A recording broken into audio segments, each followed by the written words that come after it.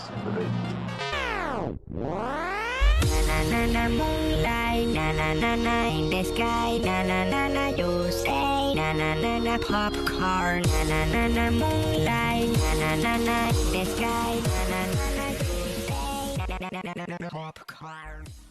What's up, guys? Fantasy Aristotle here from the Slump Buster, and we have a special treat for you. So, Hard Knocks this year is covering two teams, which is unprecedented. I don't believe they've ever done two teams. And yes, you can kind of tell I am a Chargers fan, and my team is on Hard Knocks this year. Therefore, we are going to do a breakdown for you guys, kind of a review what happened on the series as a whole, how we liked it, if I didn't like it, what I didn't like, all that kind of stuff.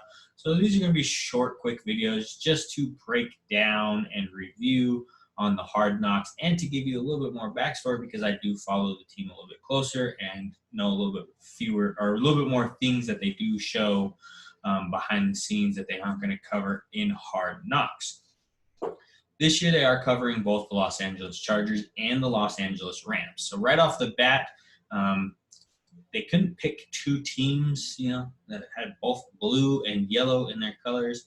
There was a montage later on in the episode where they were weightlifting and they were switching back between both teams, and you had no idea which team was which, just based off of a player's blue wrist tape or a yellow sock or something like that until you actually saw the logo. So visually, it is going to be hard to kind of bounce back and forth unless you know most of the players on the teams. It's going to be hard to follow until they put up that caption at the very bottom of player, position, and team, or if you actually do see the logo. So right off the bat, I noticed that it is going to be a little hard for fans if you're not super into the NFL and know every single player, every single team, every single coach. It's going to be a little harder for you to go with the flow of them switching back and forth, unlike previous seasons where they just stick with one team the whole way through and just go down through the players that they like that week for their portfolio or whatever. So right off the bat, there is one minor detail that I did notice that's kind of a little weird. So just be wary of that going forward with with the following episodes. So right off the bat, they started with the Chargers because they broke pretty big news, especially now in 2020. We don't really know who has COVID and don't know who doesn't have it. So when Anthony Lynn came out right off the top and said that he did have coronavirus and that anybody could get it, I felt like that was pretty big news because we didn't know that prior to the episode coming out. So I did see that was pretty big news, and they did touch on coronavirus pretty heavily in this first episode. They didn't really get into the player breakdowns like they normally do.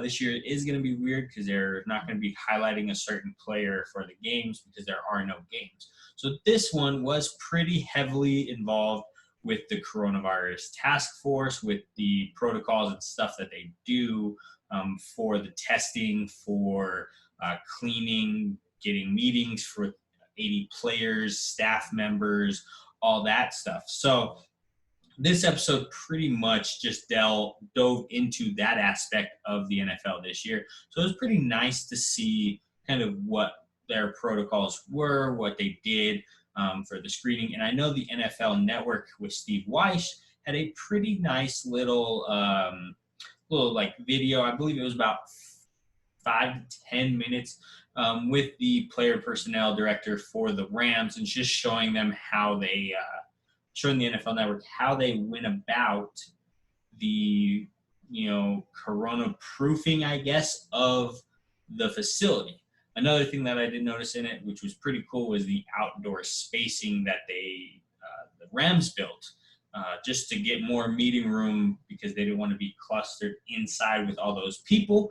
They just built a big old freaking tent. I believe they said it was 70 yards long.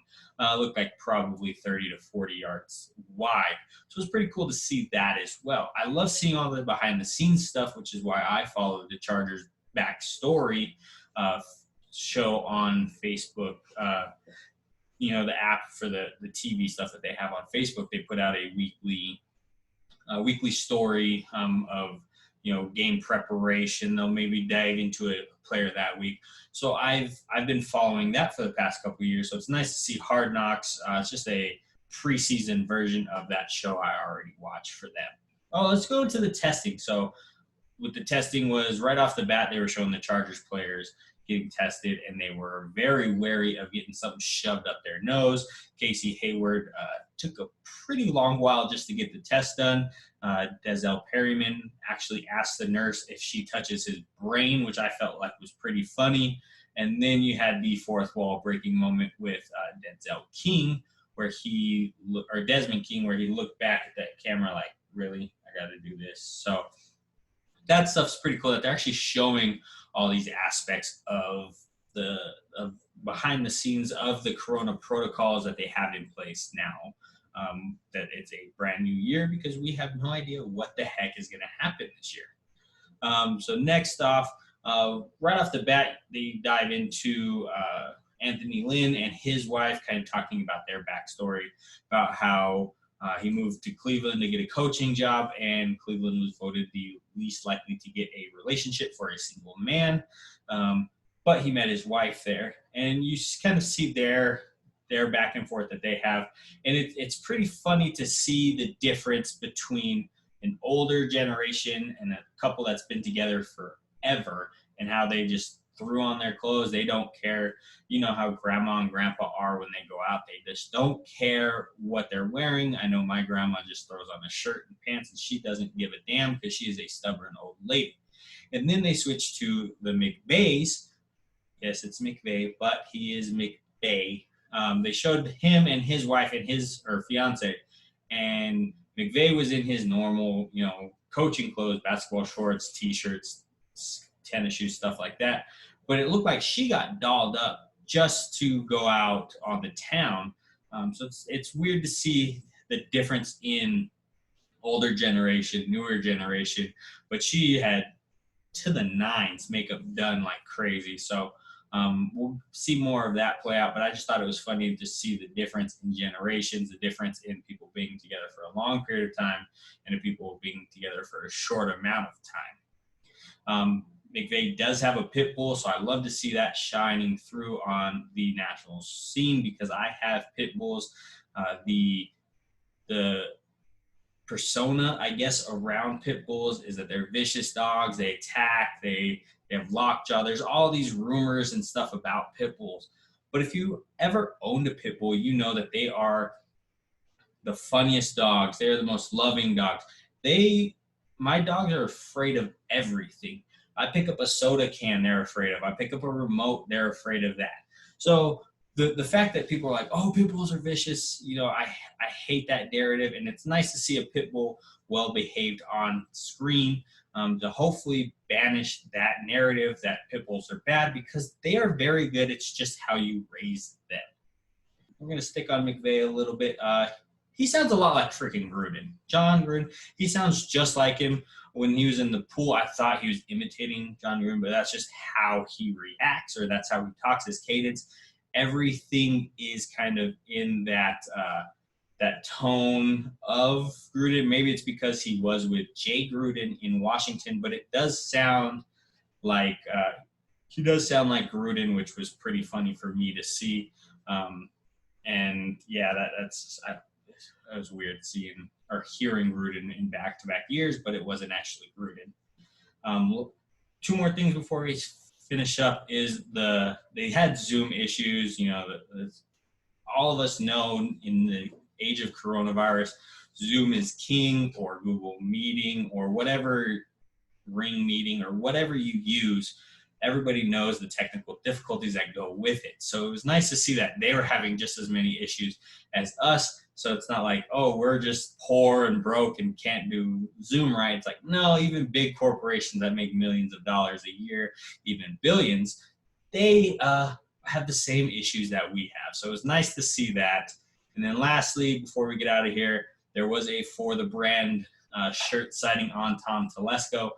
If you don't know the meaning behind For the Brand, get the hell out of here, because For the Brand is legit.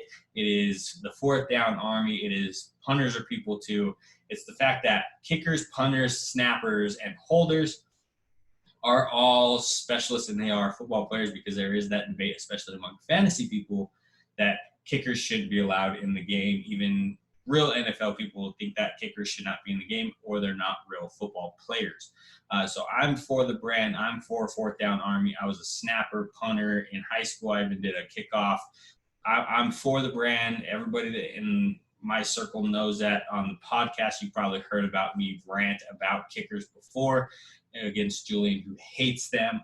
So just expect more kicker stuff, because I can't wait for you guys to meet Michael Badgley, our new kicker, who has one of the most electric personalities out there. He's pretty personable. He has his own podcast right now, Mike and Ike.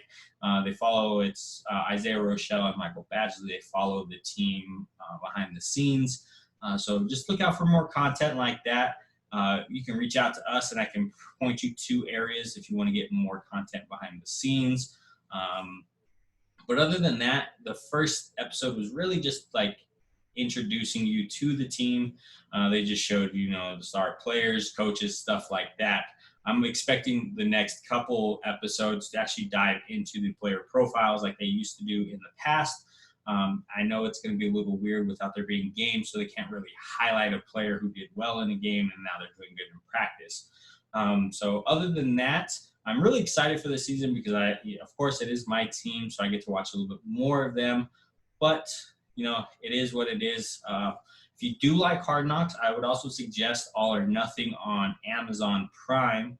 The last couple seasons, they've had Arizona Cardinals, Dallas Cowboys, Rams, and I want to say the Cardinals.